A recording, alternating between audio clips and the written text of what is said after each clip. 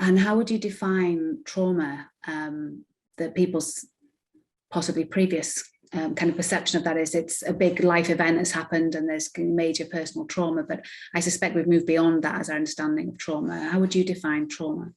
Yeah, trauma is really any situations that involve, say, actual or threatened death, or serious injury, or threat to physical integrity. And it's true, to your point, people often thought about trauma, I'd say as much as, 5, 10 years ago, as just one-off acute events, car accident, a natural disaster. And that's true. That elicits a real deep survival response in us as humans.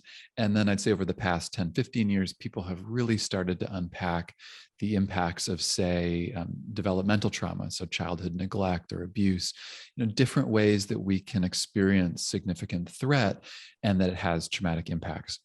There's a way that trauma has become at some points a little watered down, where people are saying, well, everything's traumatic. And so I hold to a definition that this is really the worst form of stress that we can experience as humans. And it's really prevalent. It's everywhere in many ways. And then we get into the weeds here of how each of us will be impacted differently, and different things that we're going to need along our paths in order to have happy lives.